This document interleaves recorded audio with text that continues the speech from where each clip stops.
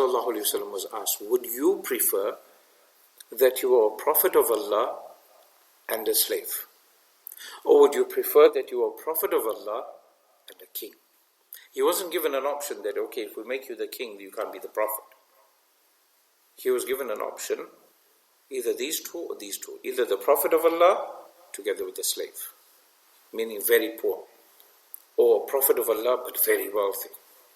Subhanallah, Nabi Kareem sallallahu ta'ala alayhi wa sallam, 3 times he replied, Bal nabiyyan abda, bal nabiyyan abda, bal nabiyyan abda. No, I just want to be a Nabi and his slave. I want to be a Nabi and I want to be his slave. No, I want to be a Nabi, a prophet, and I want to be his slave. So, Sahaba asked, why do you want to do this? You could have a lavish lifestyle. He was offered the whole of Mount Uhud.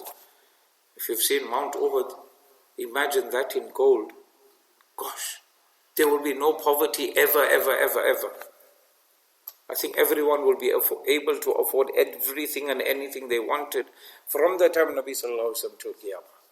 How huge those mountains are. And it's not just one mountain.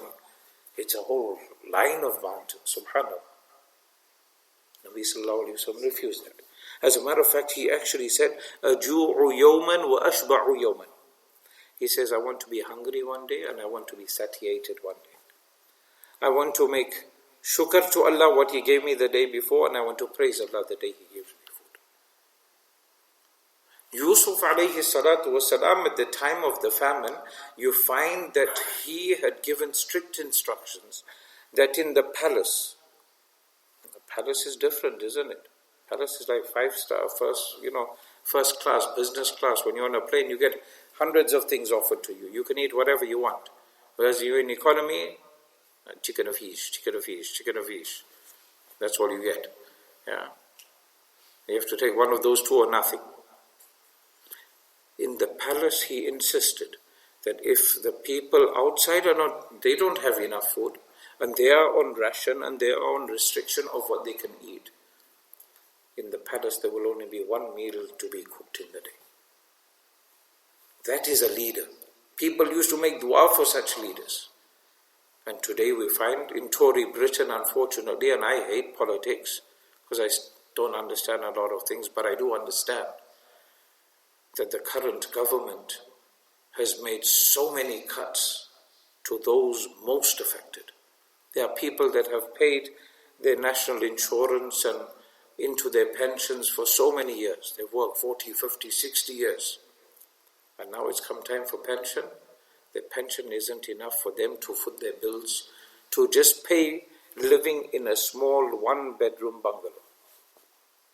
And if you've been to any of the bungalows on Third Below, you know how small they are. But they're struggling to do that. Not to say that there's other people we know that are on pension and they're probably earning more than anyone that is sitting here or listening. I've met those people also. But majority are not that.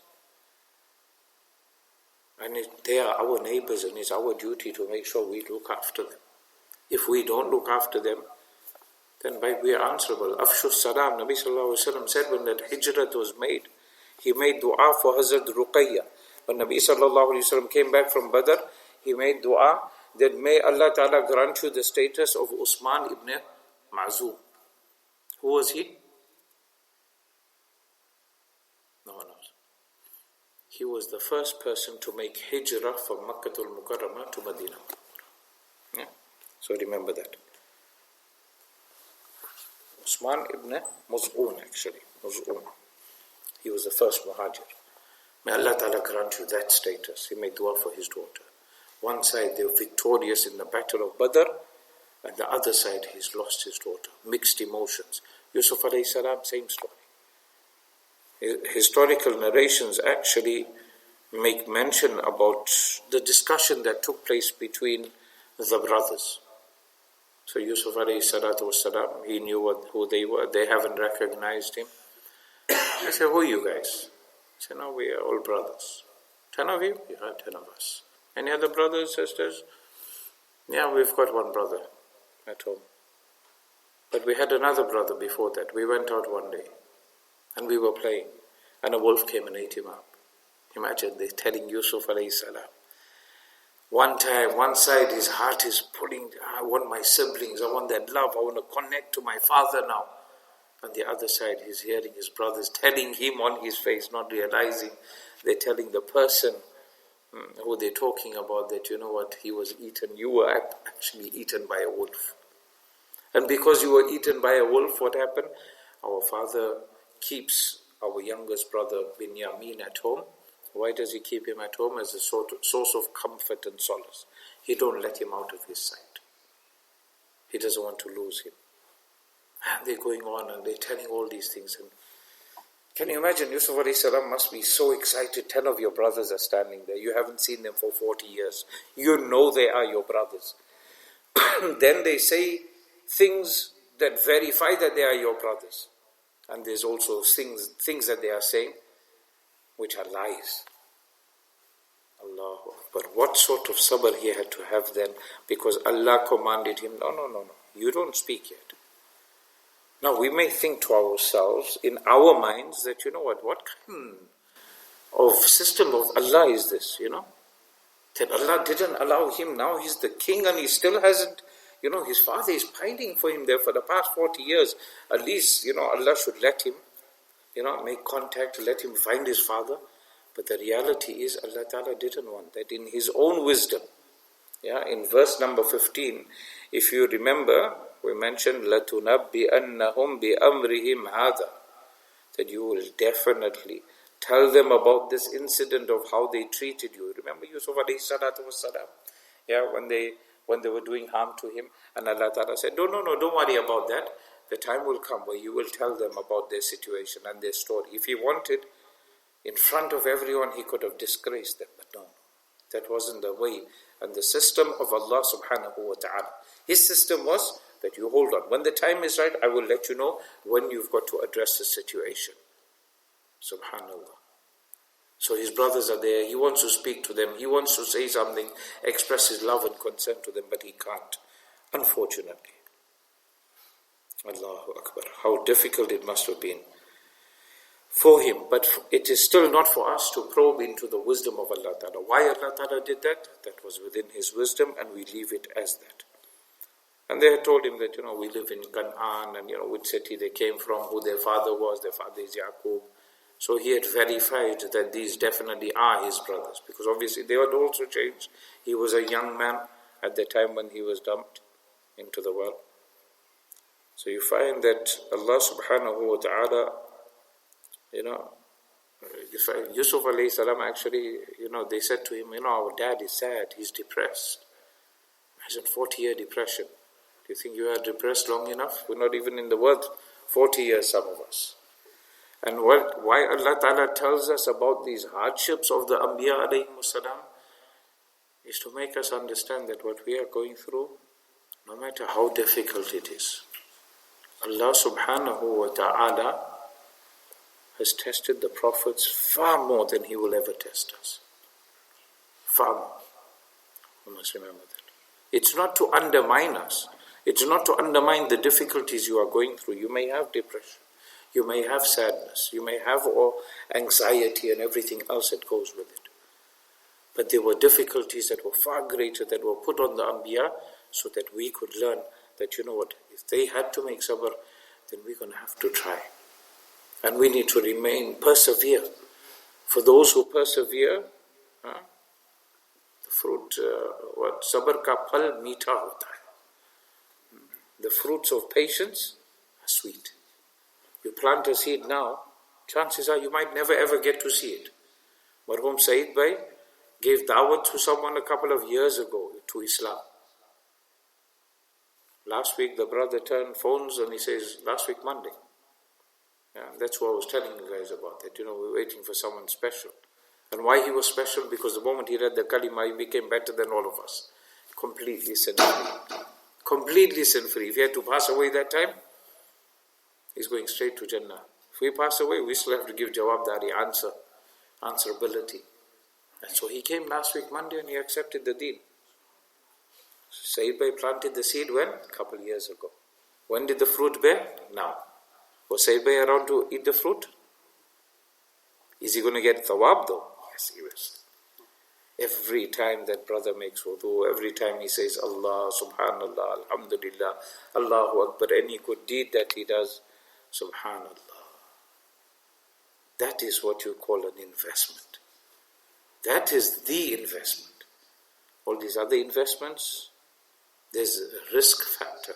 I got a message earlier on today. Someone sent me a message. I think you might be interested in this investment. If we make so much profit, you could make so much. If we run at a loss, you could lose so much. But with this, it's a win-win all the way. You win, they win. Everyone wins. Subhanallah. So you find that Yusuf alayhi salatu wasalam's father was going through difficulty. He is going through these hardships. وَكُلًّا نَقُصُّ عَلَيْكَ مِنْ أَنْبَاءِ الرُّسُلِ مَا نُثَبِّتُ بِهِ فُؤَادَكَ. Allah Ta'ala mentions in the Qur'an. We make mention of all these stories of the Anbiya alayhimu salatu wasalam and the difficulties and the hardships that they went through, so that you may learn a lesson from them. So that we may take benefit from this, inshallah. But we've got to persevere. Ya ayyuhalladhina amanu ista'inu bis-sabri was-salah. O you who believe, seek Allah Ta'ala's help. Bis-sabr was-salah. With sabr, with patience. Salah, performance of salah, with dua. Dua is also known as a form of salah. It's a prayer.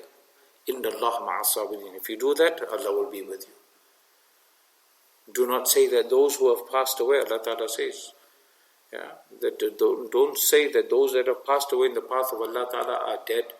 They haven't died. They are alive. Bal ahya walakin la tash'urun. They are alive, but you don't understand what alive really means. وَلَنَبْلُوَنَّكُمْ. We will definitely test you. بِشَيْءٍ مِّنَ الْخَوْفِ. With things of fear. وَالْجُوعِ. Hunger. So that hunger, Nabi sallallahu alayhi wa sallam, when he was hungry, then he made shukr. Yesterday at least you gave me food. Today we make na shukri. We have food and we still complain. Why did you cook? Magni dar. I don't like it. But the reality is, at least you've got magni dar to eat. You're going to have the onions with it and the roti with it and the chutney with it and everything. And some people, they don't know where their next meal is coming from. Well, anfus, loss of life. We are not here forever. Our parents have to leave. Our siblings have to leave. Our children have to leave. Our spouses have to leave. We just don't know who's going first. One thing that's guaranteed in life is death. When it's going to happen though, no one knows. Death is inevitable. وَالثَّمَرَاتِ. Your crops. Sometimes you buy something. Recently, a couple of weeks ago, I bought some milk. Well in date. Open the thing, gone off. Loss of wealth. Loss of fruit. Loss of crop. Loss of any possession of food items and similar. You see a chocolate, you know that chocolate is there. You remember you bought it in Ramadan when you were ready feeding for it and you forgot to eat it. Now you know after Maghrib I want to go home and have it. You go there and you find, you see, one of the kids smashed it already before you. I think just, and it just so happened that today they did it, just before you went home. I think to myself, I shouldn't have sat for Maulana's bayan. Or the child just finished it just before Maghrib. This is a test. This is a test. And you will find similar sort of things happen in your life that at this time, and you know what's very important. You must never ever say that I was lucky. Everything is with taqdeer. Taqdeer is something we don't understand, and we shouldn't delve into it too much. Nabi sallallahu alayhi wa sallam told the Sahaba also, whatever's got to happen is got to happen.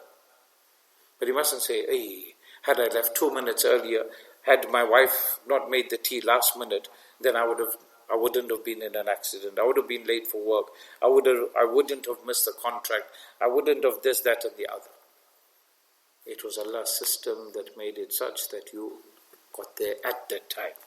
Or something happened at that appointed time. Sometimes you think something is good for you. It looks apparently excellent for you. The perfect thing.